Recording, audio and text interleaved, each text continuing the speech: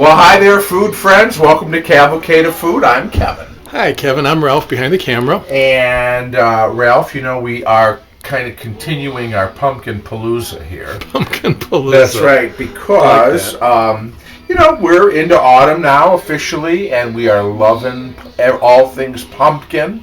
And we're going to do up a quick pumpkin bread.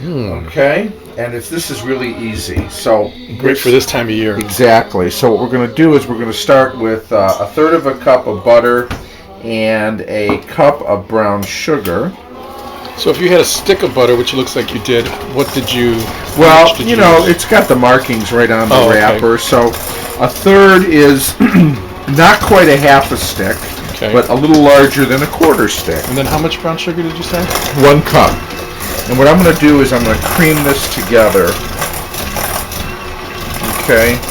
So we'll just really blend that. Of course, things are at room temperature, so that makes it easier. And there we go. So what we want to do is we want to really get those two ingredients together as one. So we are just loving and enjoying all of our pumpkin things that we've been making, and we're going to make some more. The great thing about pumpkin is you can get canned pumpkin puree any time of year, but really it seems like this time of year everybody has the taste for it. Yeah, there's something about the cold weather coming on and the comfort food qualities of pumpkin and the nip in the air and the changing of the colors and pumpkin. The color, of course, reflects all that change in colors of the leaves and the trees, which I love. So now that we've got our butter and sugar creamed together, I'm going to add 2 eggs, one at a time. We'll get one in there first. I like to kind of get it really incorporated here, and then we'll put our other egg in.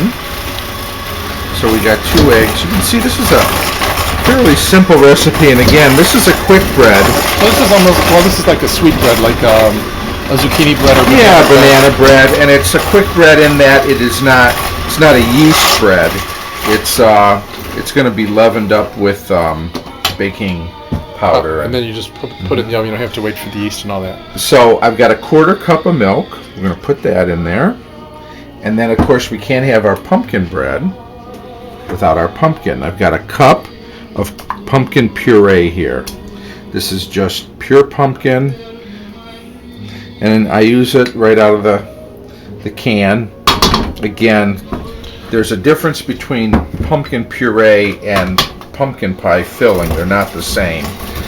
This doesn't have the ingredients. It's just 100% pumpkin. There's nothing else in there, and that's what you want. Some people grow pumpkins and make their own pumpkin puree. I'm not quite that adventurous. Okay. We're okay with the step savers. That's right.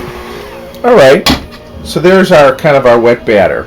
Now over here, I got 2 cups of flour and 2 teaspoons of baking powder, 1/2 teaspoon of salt, a teaspoon of baking soda, cinnamon, and a little allspice. Okay, ground up. You can season this however you want. Some people like ginger or nutmeg or cloves. Sometimes it gets a little over spiced for me. It can be. So what we really go for. We want to taste the pumpkin. The pumpkin's the star of the show. We're big on the pumpkin flavor. So now what I'm going to do is I'm going to gradually add our dry ingredient here to our mix. This is one of those deals where you could use 3 hands. Yeah. Thank you. Or a stand mixer, which I just didn't feel like hauling that out. I've got the oven set to 350 degrees. And I've got a loaf pan that there it is, greased. Grease is the word. So we're almost all in there. So we're going to get our... And of course, when we're mixing, we always want to scrape the bowl and get those ingredients that end up flying up on the side here so that everything's nice and well mixed. Is this one of those deals too, though, where you don't want to overmix it? You don't want to overmix it. I would, blend it for 30 seconds or so. You do want to make sure that all that flour and all the spices are well incorporated. Okay. So, I think that's good. Yeah. Right there. All right, so now we've got our greased loaf pan. We'll take our spatula here. And in we go. Is this Burl Ives? Yeah, I like to play records that we just picked up, and you picked this up over the weekend, so I thought we'd give it a listen. Forgot it. He actually does September Song, which hopefully we'll get to since we're in the last days of September and the beginning of our wonderful season of autumn. Yeah, that's such a beautiful song. Okay. So. Plus, Burl Ives kind of looks like a big pumpkin. He was really a very talented man. He was the snowman narrator and Rudolph, the Red-Nosed Reindeer. Yeah. But, he also, I don't know if he won an Oscar for Cat on a Hot Tin Roof. I think he was nominated for sure. Big Daddy. Yeah, and he was, of course, a great folk singer. And so actor, folk singer, voiceover artist. Okay, so here we are. Okay, I've got, again, 350-degree oven. We're going to give it 45, 55 minutes. We'll check on it. Okay, I'll set the timer. You could also put nuts in here, I imagine, if you wanted to. Yes, you can, and I don't have any, but chopped walnuts would be wonderful in this. You could fold that in after it's all been mixed. You could fold those nuts in right before you put it in the loaf pan. But like I said, we're sans nuts because we don't have any on hand. But you're right, Ralph, that would be a nice addition. There's something kind of fall and harvesty about walnuts too. Put little chocolate chips in there too, or chocolate chips. You want to chocolate it up a little bit. But I like you said, just how the pure pumpkin flavor, pureness of the pumpkinness in our pumpkin bread on Cavalcade of Food. Now I'm going to do the dishes, and we'll come on back when we take this baby out of the oven. Okay. Sounds good. Pumpkin bread. Smells awesome. Wow, in this it looks kitchen.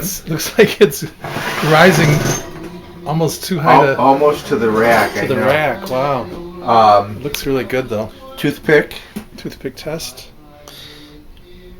Comes out clean, which is what you want. Okay.